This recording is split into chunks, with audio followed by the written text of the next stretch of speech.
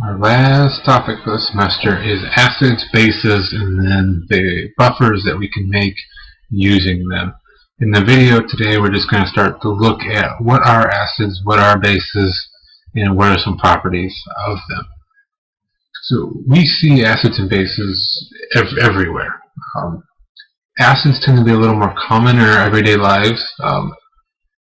pH, if you have a pool, you probably have to test the pH and make sure it's the right acidity.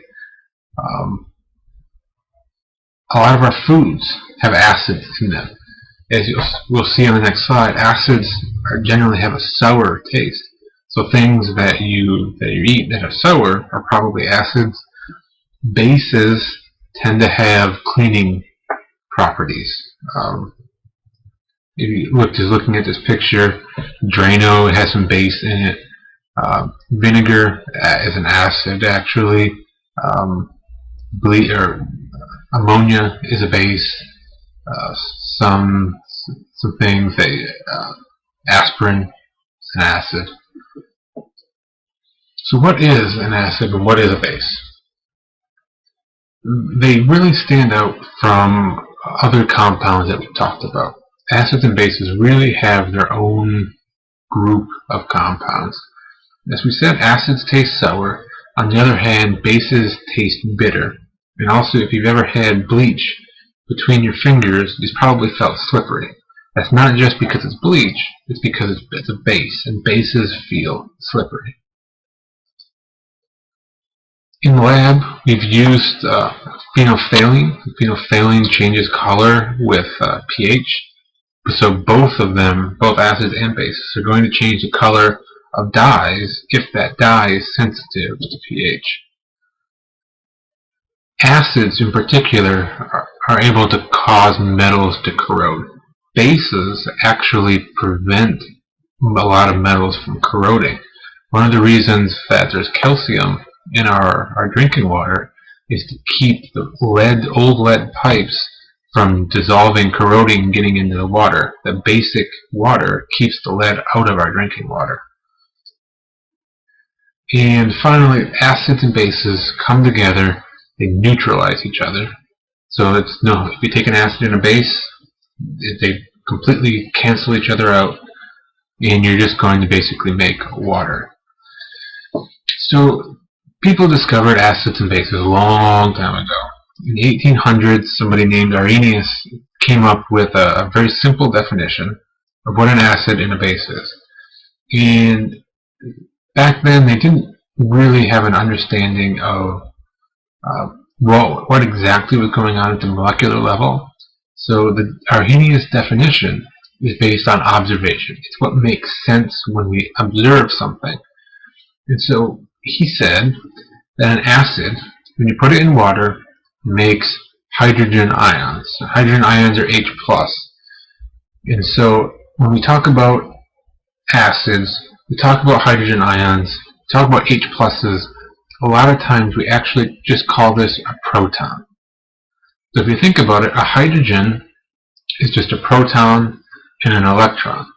If it loses that electron to become a hydrogen ion, all that's left is a proton. So in acids and bases, we talk about protons. And he said that a base, when you put it in water, makes hydroxide ions. So for an example, hydrochloric acid, put it in water, gives a proton and chloride. Sodium hydroxide, which is a base, you put it in water and you get sodium ions and hydroxide ions. He got a Nobel Prize for this. Now we know that he was actually wrong. So the key here is, to get the Nobel Prize, you don't have to be right. People just have to think you're right. Where the problem comes in with the Arrhenius model is that these protons don't just float around on their own. They don't like to be by themselves.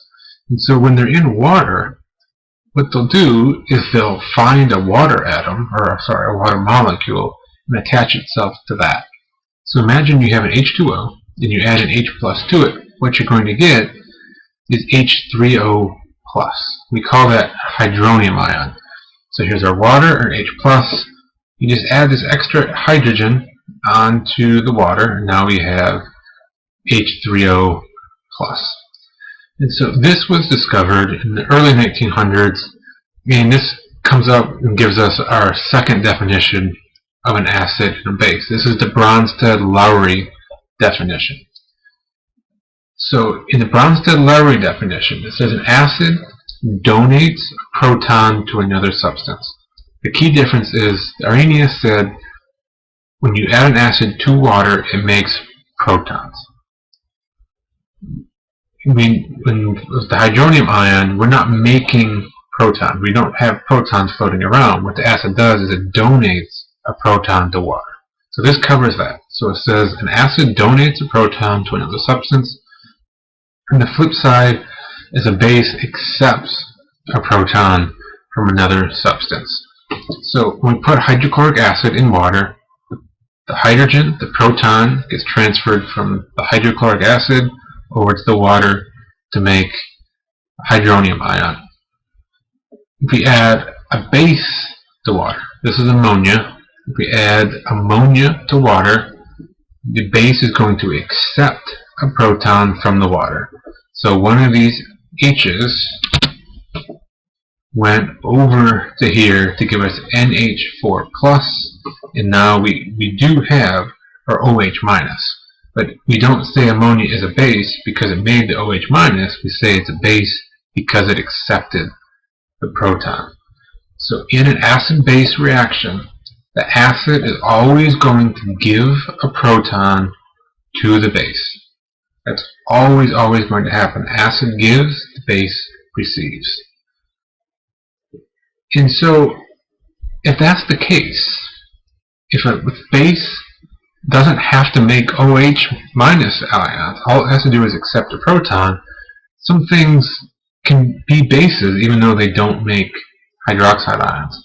And so, the sodium carbonate is an example. When you put sodium carbonate into water, it dissolves to make sodium ions and carbonate ions. This carbonate ion is actually going to act as a base. So we have this carbonate ion in water. Here's our water. The water is going to act like an acid.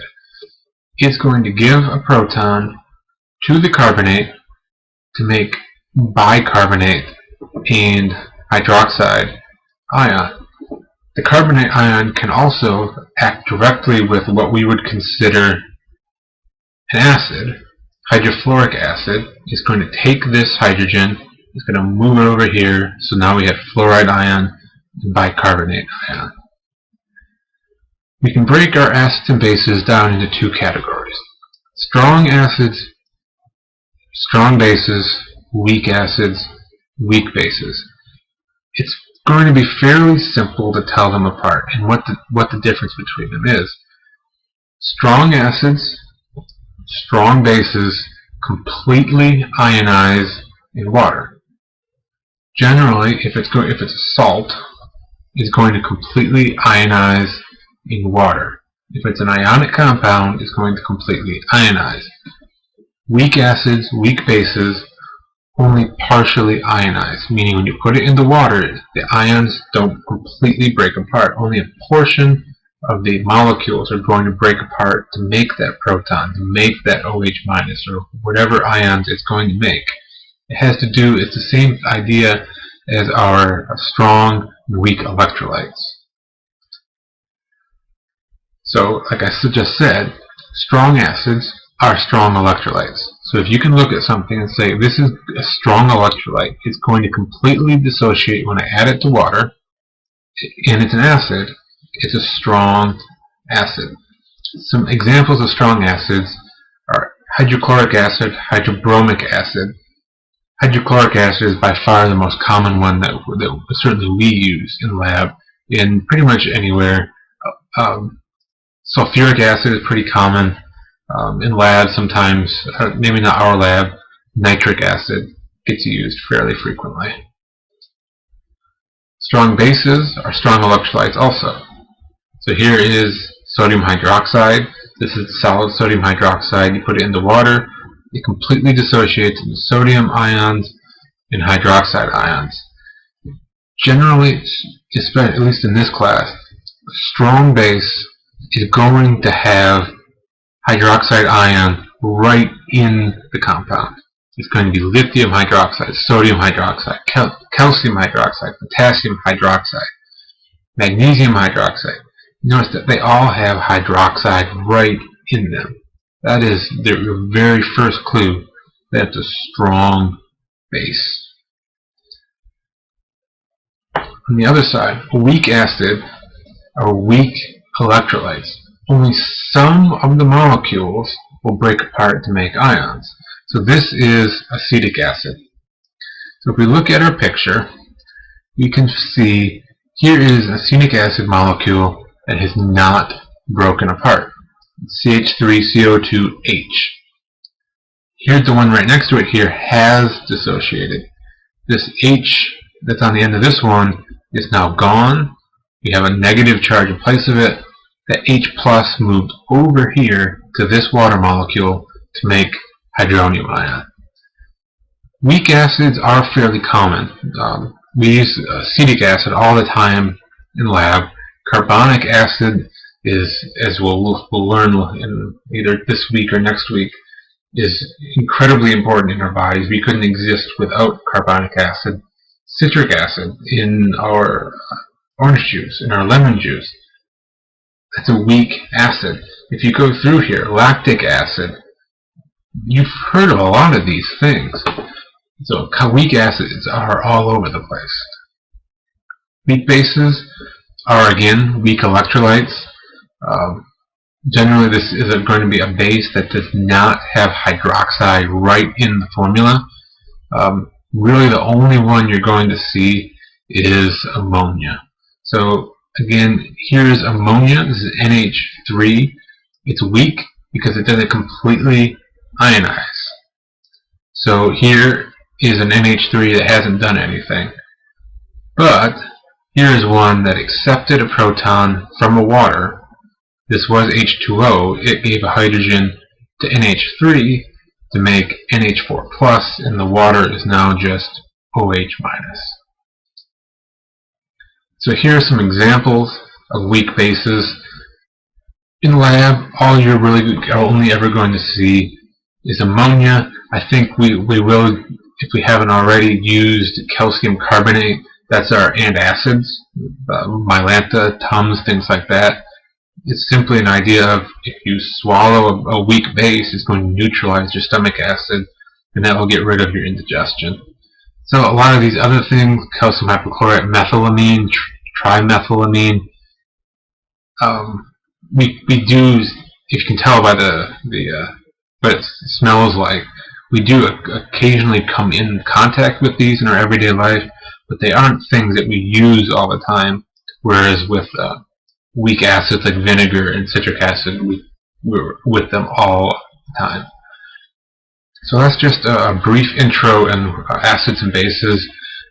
In class, we'll start looking at what we can do with these acids, how they react with each other, and then we'll talk about buffers and how the buffers keep us alive. So I will see you in class.